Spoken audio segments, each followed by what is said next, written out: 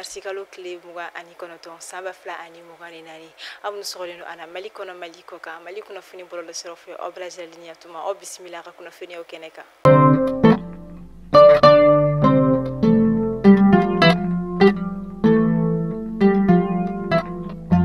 funi damnela bi kasangani anga jamana furace fanga nyema ka wili ka joyo colonel Assimi Goita aka adamadiya deme okumu konnala mimi do sungalo koni okumu konnala o kama muso che sabagato bakele boyanku femi bolo fen koni tarakadi olude koni mabama ko faba konnala asigida woro kelengele na beladira la mi koni metaloke malo boro sugoro boro fota se tulu bidon aleni makoroni boro oni bolo fen chama wero olu o adamadiya deme kele okumu konnala opération Ramadan mimi ka ke mouvement ambi ko feni o Fatmata Batul Nyan aleka jokuli akele ko fe ka bolo fe chama ko ni takadi police muso munu ko ni che olu tanyana faso bara ko ni na o ko fe de me ku flala ko ni tarakadi femi gardi nationali olu muso la ka munu ko ni che o tanyana fo ta si gendarmerie fana ni o gendarme la ka fana muso munu fana che olu tanyala ni bolo fe ko metalike bolo fe ke me flala mimi na kla kebe keme femi ka ro ka fo ni bolo fara fla ko ni ma olu ni nyogonche ni bolo fe metalike sukoro tulu malo nono alini anyogona chama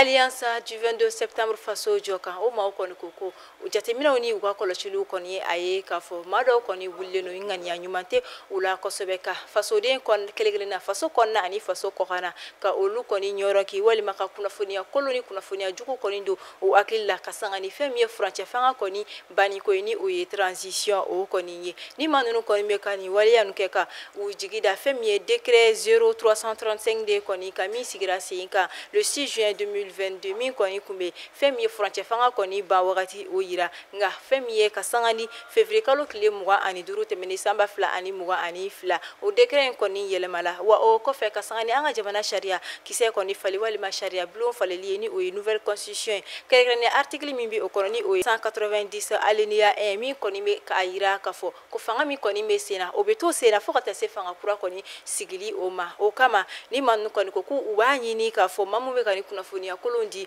uka adabla wa moshikana ni kuma no la meka barakena kadaka transition wulili ko kuma o koni débat fude na fate débat mina kadaka o masifolo wa ku fana be folita kanyeshi anga jamana franche fanga ma uka wulika jonu ka baranyuma ona kadaka usigi wakati anisi sanche usera ka baraba chamake ani kala yini chama koni ke mawera koni miyate mina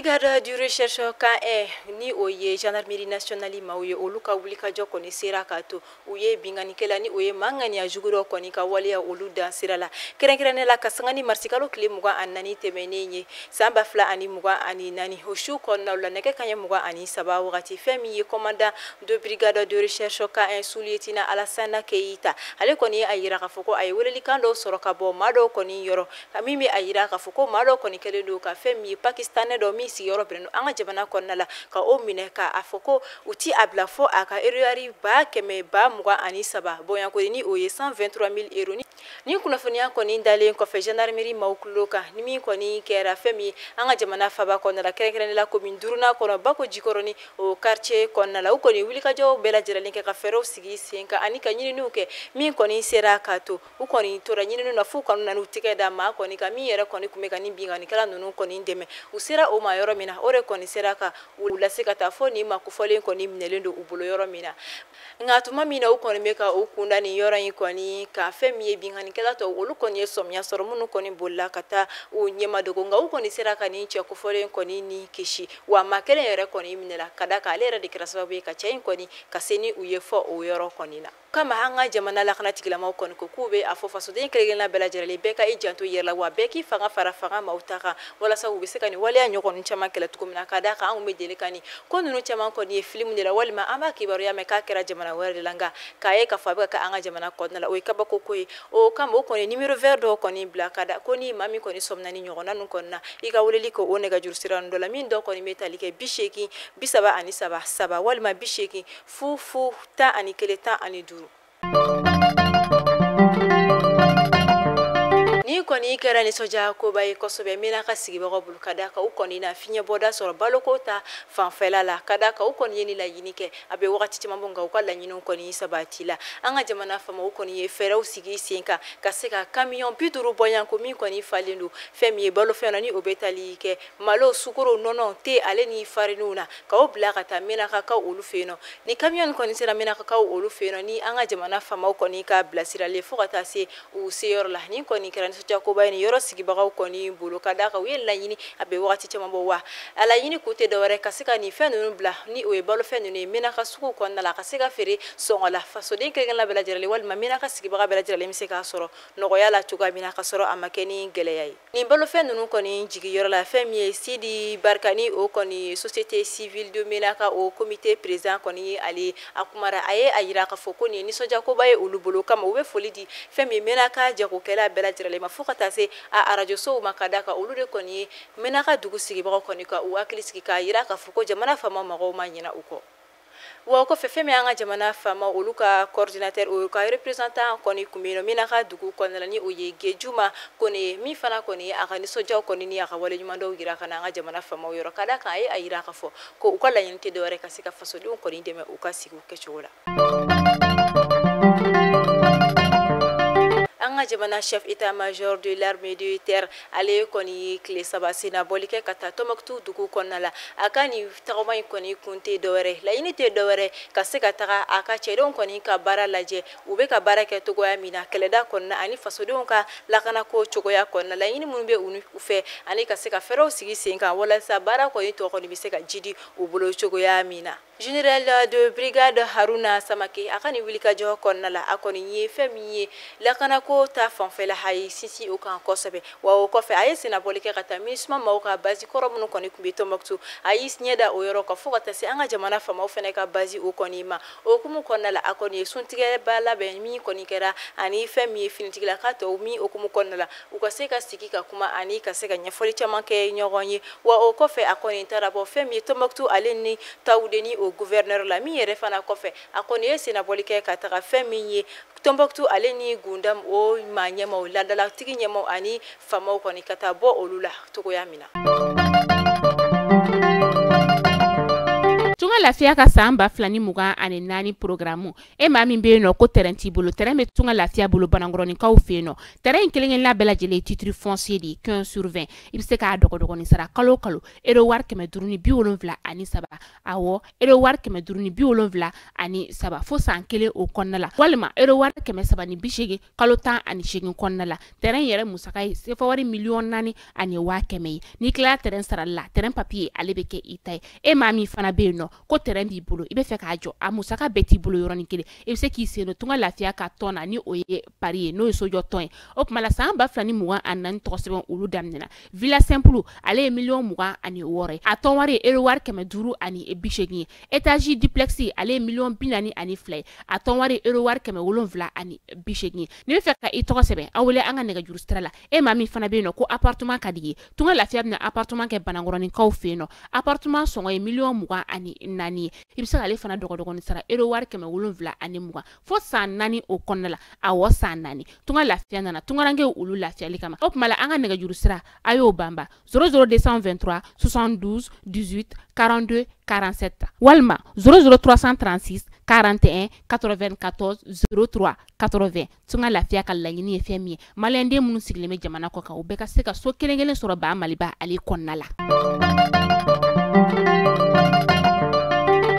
Durée commune urbaine mairie adjoint sabana ka sanga ni masikalo tile 26 tɛmɛnen ale kɔni ye fura dɔw kɔni di fɛn min ka dɔ ka fɔ Durée kɔni CESCOM ma kɛrɛnkɛrɛnnen la min kɔni bɛ Darsalamkaw fɛ yen nɔ min yɛrɛ kɔni wari kasa bɛ ti jɔ fɔ sefa wari 100,000 bɔyanko la ni kɔni dɛmɛ dira fɛn min ka dɔ ka fɔ direction régionale de la santé de Tɔnbɔkutu maaw fɛ walasa ka se ka nin yɔrɔ sigibaw kɔni dɛmɛ cogoya min na furako ta fanfɛla la.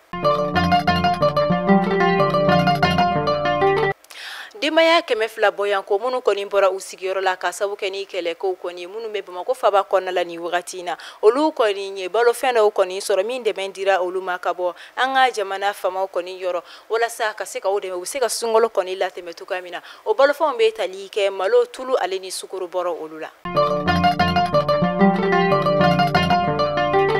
ameta masina ko feno ni wagati na ni alebe seku region konina femi karo ka fo masina cercle kon la femi sescom ta ani fla febino ayira la ka fo ko ambulance ko ni sescom nunu shila bana bagato gele minu koni mina ni sescom nunu kon na munu koni kanga blagata laptan so baw koni da gele abari do kosobe uwese ka laptan so nunu koni la soroto kamina kada kan femi karo ka fo ambulance koni te ubulo kabini novembre kalo klemu ko ani worote meni samba fla ani mu kon sabaka sangani ba magachu koni ka bulika ukoni tarani febie masina sescom nunu koni ka ambulance bela jirale koni kabini odon kana bila ambulance konte ubulo wa o yere fanate abani sirami koni me ubla kata fo dugu koni laptan so barani oye segu region re kon laptan so baye bamagachu koni keleno ka osira do fana koni mine mi yere kon ukele manti ka femi ka fo o yoro ko fole nunu fana la soro ni koni ye kamana gan ko baye ni yoro sigi ba obulo mi kon na wole bla anga jamana la kana tigila ma fere ka sika soro o la sino o ye de kumbaye o yoro ma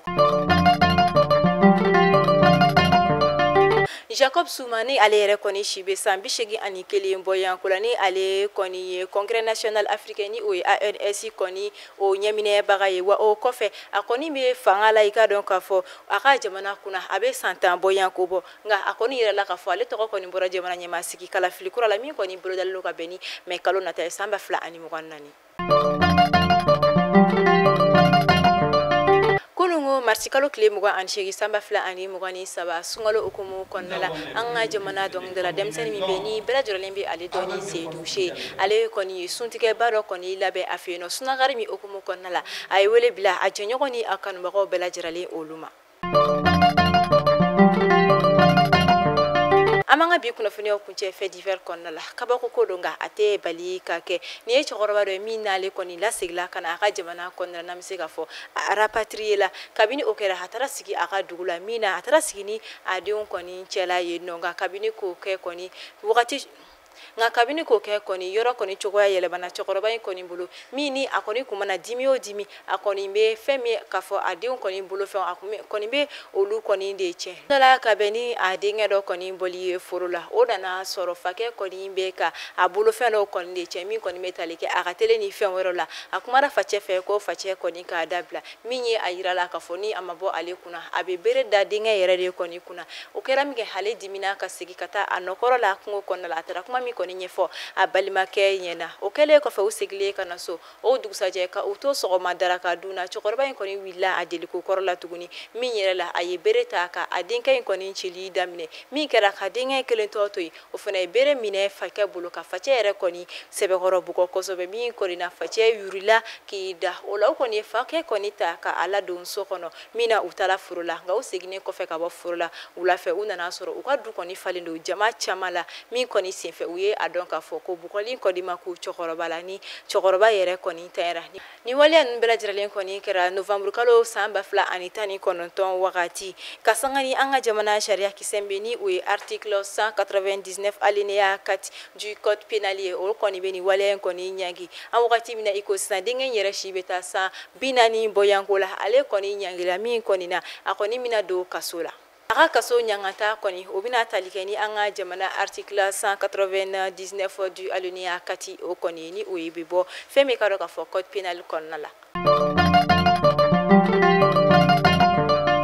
biye marsikalo kile muga ani kononto ambe silame sungolo kleta ani kononto la nga chrétien sungolo ambo okile bisaba ani kononto na bi atina metukuni kasangani kari na tolai okoni bina ke paki koni minye chrétien dinetigila ma olu koni ka seli ama fo bonne fête wa ama fo halaka sungolo time ko nyuma di silame kelengele na bela jirale ma halaka sungolo chama hira ana halaka anga fasojo alaka faso basigi alibi au kame anyogona wereni alama bashikeni awla halaka shijo kokun